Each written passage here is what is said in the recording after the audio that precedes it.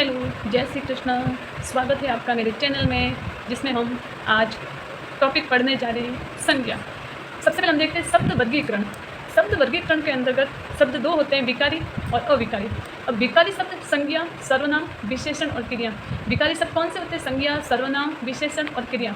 और अविकारी शब्द होते हैं क्रिया विशेषण, समुच्चय बोधक, संबंध बोधक और विस्मयादि बोधक। अविकारी होते हैं क्रिया विशेषण, समुच्चय बोधक, संबंध बोधक और विस्मयादि बोधक। ये हमारे अविकारी शब्द हैं। तो शब्दों का वर्गीकरण हमने देखा, जिसमें हमने विकारी शब्द और अविकारी शब्द देखे। विकारी अंदर संज्ञा, सर्वनाम, विशेषण, क्रिया। अविकारी शब्द क्रिया विशेषण, समुच्चय बोधक, संबंध बोधक और विस्मयादि बोधक। ये चार हमारे अविकारी होते हैं और चार विकारी। तो विकारी तो संज्ञा, सर्वनाम, विशेषण, क्रिया, और अविकारी क्रिया विशेषण, समुच्चय बोधक, संबंध बोधक और विस्मयादि बोधक। तो चलो, हम आज का हमारा टॉपिक है संज्ञा। संज्ञा को हम प्रश्नों के माध्यम से पूरा टॉपिक हम क्लियर करेंगे, वो भी प्रश्नों के माध्यम से। चलो शुरू करते हैं। हमारा पहला सवाल है, प्रयोग अथवा रूप परिवर्तन की दृष्टि से शब्दों के कितने भेद हैं? प्रयोग अथवा रूप परिवर्तन की दृष्टि से शब्दों के कितने भेद हैं? 2, 3, 5 या 4? तो प्रयोग के आधार पर हमारे शब्दों के भेद हैं 2, विकारी शब्द और अविकारी शब्द। ये शब्दों के 2 भेद हैं, वो भी प्रयोग या रूप परिवर्तन के आधार पर कितने भेद हैं? 2, विकारी और अविकारी। प्रश्न संख्या 2, निम्नलिखित में से किस प्रकार के शब्द विकारी नहीं होते? शब्द के 2 भेद देखे, विकारी अविकारी। तो कौन से शब्द जो विकारी नहीं होते, मतलब अविकारी होते हैं? विशेषण, सर्वनाम, क्रिया या संबंध बोधक। तो विकारी नहीं होते यानी अविकारी है हमारा संबंध बोधक। ये संबंध बोधक है जो अविकारी है। निम्नलिखित में से विकारी शब्द होते हैं। इनमें से विकारी शब्द कौन से? यहाँ पर अविकारी कौन सा, यहाँ पर विकारी शब्द कौन सा है? क्रिया विशेषण, समुच्चय बोधक या संबंध बोधक या सर्वनाम। तो हमारा विकारी शब्द है सर्वनाम, क्योंकि विकारी 4 शब्द हैं, संज्ञा, सर्वनाम, विशेषण और क्रिया। अविकारी भी 4 है, संबंध बोधक, क्रिया विशेषण, समुच्चय बोधक और विस्मयादि बोधक। ये हमारे अविकारी शब्द हैं। प्रश्न संख्या 4, जो शब्द प्रयोग के अनुसार परिवर्तित होते हैं, जो शब्द प्रयोग के अनुसार परिवर्तित होते हैं वे कहलाते हैं विकारी, अविकारी, समुच्चय बोधक या क्रिया विशेषण। तो जो शब्द प्रयोग के अनुसार परिवर्तित होते हैं वो विकारी शब्द होते हैं। विकारी शब्द परिवर्तन होते रहते हैं, लेकिन अविकारी शब्द में कोई परिवर्तन नहीं होता। प्रश्न संख्या 5, किसी व्यक्ति, वस्तु, स्थान या भाव के नाम का बोध कराने वाले शब्दों को क्या कहते हैं? किसी व्यक्ति, वस्तु, स्थान या भाव के नाम का बोध कराने वाले शब्दों को क्या कहते हैं? संज्ञा, सर्वनाम, क्रिया या विशेषण। तो किसी व्यक्ति, वस्तु, स्थान या भाव के नाम का बोध कराने वाले शब्द को कहते हैं हम संज्ञा। इसका सही आंसर है संज्ञा। प्रश्न संख्या 6, संज्ञा के कितने भेद माने जाते हैं? संज्ञा के मूल रूप से कितने भेद माने जाते हैं? 4, 3, 5 या 6? तो संज्ञा के मूल रूप से 3 भेद माने जाते हैं। व्याख्या, व्यक्तिवाचक संज्ञा, जातिवाचक और भाववाचक। ये मूल रूप से ये 3 भेद हैं। और ऐसे देखें तो 5 भेद होते हैं, समूहवाचक और द्रव्यवाचक। लेकिन समूहवाचक और द्रव्यवाचक संज्ञा वो जातिवाचक संज्ञा से ही आती हैं। प्रश्न संख्या 7, निम्नलिखित में से संज्ञा का कौन सा भेद नहीं है? यानी संज्ञा के भेद देखे, व्यक्तिवाचक, जातिवाचक, भाववाचक, और ऐसे देखें तो समूहवाचक और द्रव्यवाचक। लेकिन इसमें प्रश्न संख्या 7 हमारा है, निम्नलिखित में से संज्ञा का कौन सा भेद नहीं है? व्यक्तिवाचक संज्ञा, जातिवाचक, भाववाचक या गुणवाचक। संज्ञा का भेद नहीं है व्यक्तिवाचक, जातिवाचक, भाववाचक या गुणवाचक। तो देखो, गुणवाचक नाम की कोई संज्ञा होती नहीं है, गुणवाचक नाम की कोई संज्ञा नहीं होती है। एक ही व्यक्ति, वस्तु और स्थान के नाम का बोध, एक ही व्यक्ति, केवल एक ही व्यक्ति या एक ही वस्तु या एक ही स्थान के नाम का बोध करने वाले शब्द में कौन सी संज्ञा होती है? व्यक्तिवाचक, जातिवाचक, भाववाचक या कोई नहीं। तो एक ही व्यक्ति, वस्तु या स्थान के नाम का बोध कराती है तो वहाँ होती है व्यक्तिवाचक संज्ञा, वहाँ होती है व्यक्तिवाचक संज्ञा बोध कराते हैं। जो व्यक्तिवाचक संज्ञा वो किसी के नाम, स्थान, व्यक्ति या वस्तु के नाम का बोध करती है। तो विशेष व्यक्तिवाचक संज्ञा बोध करती है सामान्य का, विशेष का, और वह दोनों या किसी का भी नहीं। जो व्यक्तिवाचक संज्ञा है वो बोध किसका कराती है? विशेष का बोध कराती है। व्यक्ति विशेष, स्थान विशेष, वस्तु विशेष का नाम आता है तो व्यक्तिवाचक संज्ञा। देशों, शहरों, नदियों, पर्वतों, त्योहारों, पुस्तकों, दिशाओं, समाचार पत्रों, दिनों, महीनों आदि के नाम किस संज्ञा में आते हैं? नाम बताने में कि नाम किस संज्ञा में? जैसे पर्वत है तो हिमालय पर्वत, नदी है तो गंगा नदी, शहर है, देश है, भारत देश, मुंबई शहर, इन सब का नाम है तो ये नाम आते हैं हमारे व्यक्तिवाचक संज्ञा में। निम्नलिखित में से संज्ञा विकारी शब्द का उदाहरण। संज्ञा का उदाहरण कौन सा? मैं और हम, तू, तेरा, वह, उसे। लेखक, विकारी शब्द यानी संज्ञा कौन सी है? लेखक हमारा संज्ञा है। सोमवार, जनवरी, फरवरी, राजस्थान पत्रिका, श्री गंगानगर आदि शब्द हैं। जातिवाचक, भाववाचक, व्यक्तिवाचक, इनमें से कोई नहीं। देखो, सोमवार जो वार का नाम है, जनवरी महीने का नाम, जनवरी, फरवरी राजस्थान पत्रिका का नाम है, तो गंगानगर ये शहर का नाम है। तो सबका नाम आया तो यह हो गया हमारा व्यक्तिवाचक संज्ञा में। निम्नलिखित में से कौन सा शब्द व्यक्तिवाचक संज्ञा का नहीं है? व्यक्तिवाचक संज्ञा का नहीं है। रविंद्र नाम है, जयपुर भी नाम है, हिमालय पर्वतमाला। लेकिन मित्रता ये भाव है अंदर का, मित्र का भाव, मित्रता, तो ये भाववाचक संज्ञा। निम्नलिखित शब्दों में व्यक्तिवाचक संज्ञा का उदाहरण, इसमें भी व्यक्तिवाचक संज्ञा देखना, किसी का नाम होगा, मुकेश, नदी, पर्वत या समाचार पत्र। देखो समाचार पत्र कौन सा, राजस्थान है कि भास्कर के पता नहीं, नदी कौन सी, पर्वत कौन सा, लेकिन मुकेश एक व्यक्तिवाचक संज्ञा है, और नदी, पर्वत और समाचार पत्र ये जातिवाचक संज्ञा है। प्रश्न संख्या 15, व्यक्ति, वस्तु या स्थान के समूह का बोध करने वाले शब्दों को क्या कहते हैं? व्यक्ति, वस्तु और स्थान के नाम को नहीं, समूह का बोध करने वाले, किसका, समूह का बोध करने वाले क्या कहलाते हैं? व्यक्तिवाचक, जातिवाचक, भाववाचक, या इनमें से कोई नहीं। तो व्यक्ति, वस्तु या स्थान के समूह का बोध करने वाले शब्द कहलाते हैं जातिवाचक संज्ञा।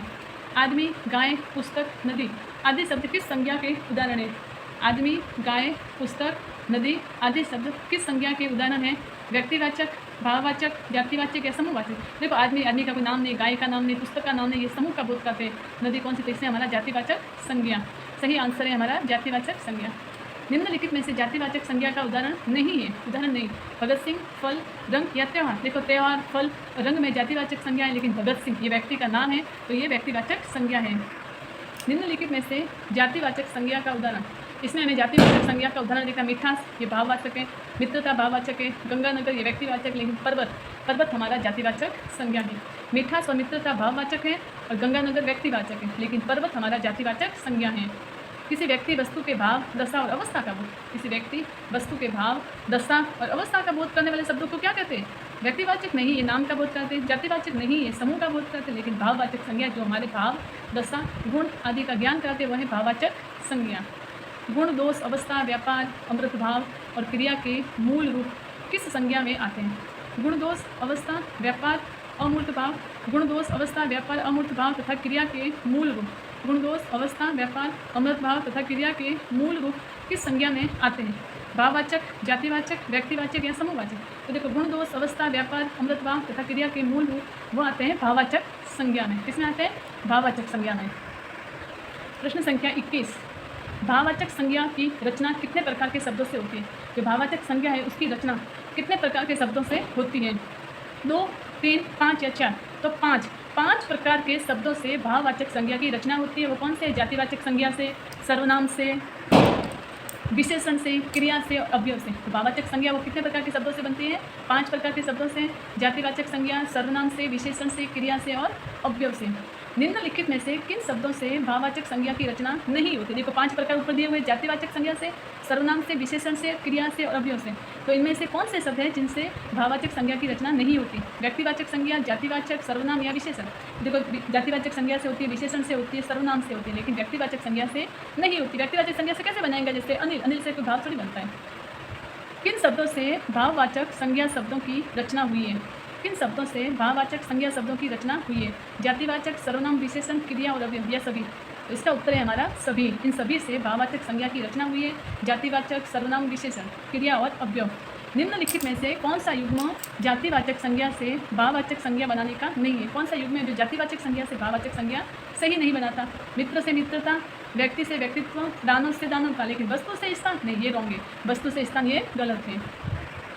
प्रश्न संख्या 25, निम्नलिखित में से कौन सा युग्म सर्वनाम से भाववाचक संज्ञा बनने में प्रयुक्त? सर्वनाम से भाववाचक संज्ञा बनती है तो कैसे हुआ? जैसे स्व से स्वत्व, सुनना से सुनवाई, बैठना से बैठक, जीना से जीवन। तो भाववाचक संज्ञा सर्वनाम से बनी स्व एक सर्वनाम है और स्व से स्वत्व बना। अन्य सभी भाववाचक शब्द क्रिया से बने, सुनना क्रिया, जीना क्रिया, बैठना क्रिया, लेकिन स्व ये सर्वनाम है और उससे हमारी भाववाचक संज्ञा बनी। व्यक्तित्व, बंधुत्व, बुढ़ापा और दानवता आदि शब्दों का निर्माण हुआ। व्यक्तित्व, बंधुत्व, बुढ़ापा और दानवता ये भाववाचक संज्ञा है, लेकिन इनका निर्माण कैसे हुआ? तो ये जातिवाचक संज्ञा से हुआ। इसका निर्माण किससे हुआ है? जातिवाचक संज्ञा से।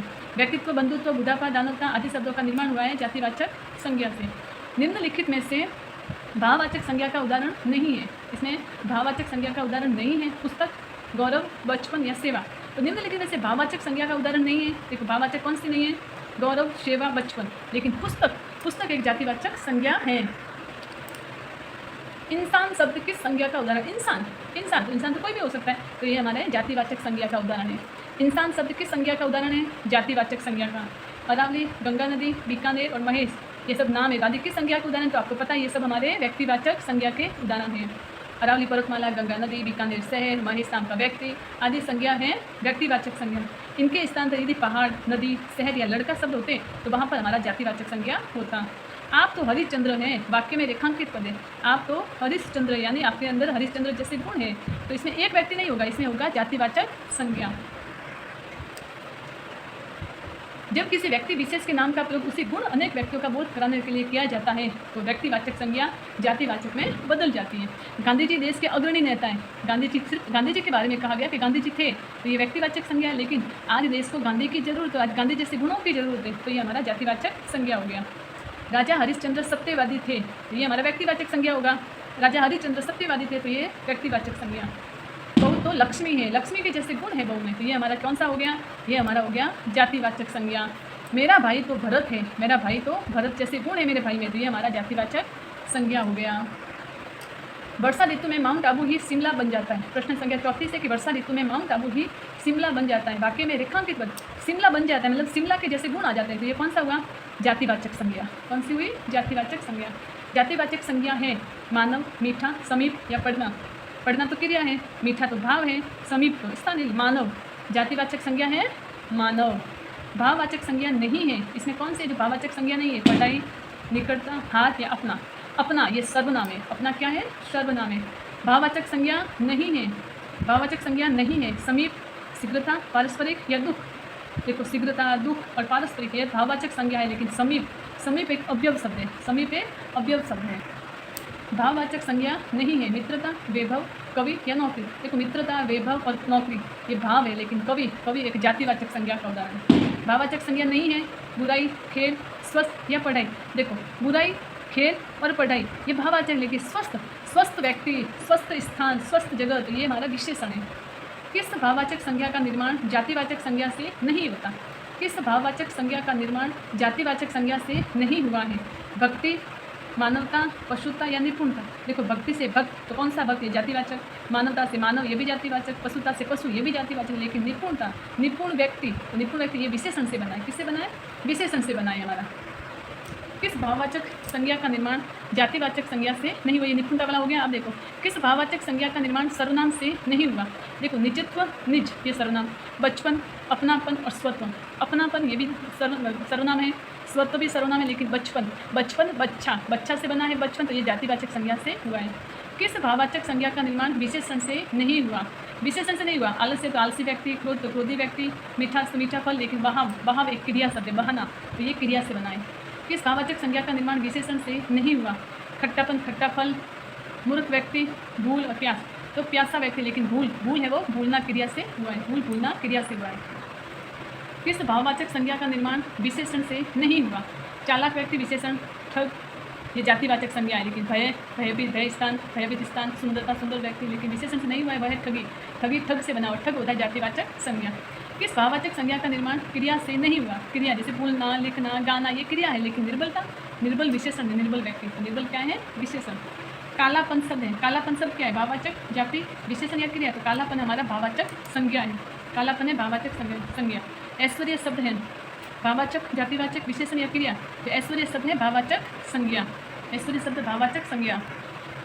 दूध, पानी, चाय, कप इन शब्दों में संज्ञा। दूध है, पानी है, चाय है, कप है, ये द्रव्यवाचक है, तो इसमें कौन से हो गया? जातिवाचक, भाववाचक, व्यक्तिवाचक या विशेषण? तो जो द्रव्यवाचक संज्ञा है या समूहवाचक संज्ञा है वो हमारा जातिवाचक संज्ञा में आते हैं। गाय, भैंस, बकरी, घोड़ा, शेर। गाय, भैंस, बकरी, घोड़ा, शेर, लेकिन कौन से इनके नाम नहीं है, इनसे जाति दी हुई है, समूह, तो ये है हमारा जातिवाचक संज्ञा। फूल, फल, सब्जी आदि शब्द है, तो फूल है, फल है, सब्जी इनके नाम नहीं है, तो जातिवाचक, व्यक्तिवाचक होगा नहीं, भाव भी नहीं है, विशेषण भी नहीं है, क्रिया भी नहीं है, तो जातिवाचक संज्ञा है। फूल, फल और सब्जी ये क्या है? जातिवाचक संज्ञा है। सेना, भीड़, कक्षा और सभा आदि शब्द है, तो सेना है, भीड़ है, कक्षा मतलब समूह का बोध करते हैं, तो समूहवाचक तो है नहीं इसमें, तो ये जातिवाचक संज्ञा। सोना, चांदी, पीतल, तांबा, लोहा ये धातु का बोध कराते हैं, तो इसमें कौन सा होगा? जातिवाचक संज्ञा। चारपाई, कुर्सी, मेज और मोबाइल नाम नहीं है, मोबाइल कौन सा? एप्पल का है या सैमसंग का? तो ये जातिवाचक संज्ञा का उदाहरण है। ताजमहल, लाल किला, जामा मस्जिद, मेहरानगढ़ आदि नाम दिए गए हैं, इसमें कौन सी संज्ञा होगी? इसमें होगी हमारा व्यक्तिवाचक संज्ञा। प्रश्न संख्या 56, पांडव, कौरव आदि शब्द किस संज्ञा के उदाहरण है? जो पांडव है, कौरव है, ये हमारे व्यक्तिवाचक संज्ञा के नहीं, पांडव और कौरव बहुत सारे हैं, पांडव कौरव इनमें नाम नहीं है, पांडव में कौन से? भीम है कि वो कौन सा है, तो इसमें हमारा जातिवाचक संज्ञा। सरस्वती, हरिश्चंद्र पत्रिका, युगांत, हिमालय आदि पत्र पत्रिकाओं के नाम आते वो हमारे आते हैं व्यक्तिवाचक संज्ञा में। समुदायवाचक या समूहवाचक तथा द्रव्यवाचक शब्द किस संज्ञा में? समूहवाचक या द्रव्यवाचक शब्द किस संज्ञा में आते हैं? वो आते हैं भाववाचक या जातिवाचक या व्यक्तिवाचक या दोनों? नहीं, वो आते हैं हमारे जातिवाचक संज्ञा के अंदर। किसमें आते हैं? जातिवाचक संज्ञा के अंदर। कुछ व्याकरण ने संज्ञा के 5 भेद भी किए। कुछ व्यक्तियों ने व्याकरण ने संज्ञा के 5 भेद किए। कौन से? व्यक्तिवाचक, जातिवाचक, भाववाचक, समूह या समुदायवाचक और द्रव्यवाचक। लेकिन समूह या समुदायवाचक और द्रव्यवाचक संज्ञा को हम जातिवाचक संज्ञा में सम्मिलित करते हैं। यदि समूहवादाय या द्रव्य की जो वस्तु आती है वो दी हुई है संज्ञा तो वो लिखेंगे, तो यदि ये नहीं दिया हुआ है सब तो फिर हम लिखेंगे जातिवाचक संज्ञा। समूहवाचक संज्ञा है भीड़, ताजमहल, कक्षा या और स दोनों। तो देखो, भीड़ और कक्षा ये समूहवाचक संज्ञा है और ताजमहल जो है वो हमारा व्यक्तिवाचक संज्ञा है। अगर आपको मेरा वीडियो पसंद आए तो प्लीज़ मेरे चैनल को सब्सक्राइब कीजिए, मेरे वीडियो को लाइक कीजिए और मेरे वीडियो को पूरा देखिए। आगे मैं इससे भी अच्छे अच्छे जो क्वेश्चन जितने भी प्रश्न बनते हैं या आए हुए परीक्षा में वो सभी कराऊंगी। तो प्लीज़ मेरे वीडियो को लाइक कीजिए और देखिए। जय श्री कृष्ण।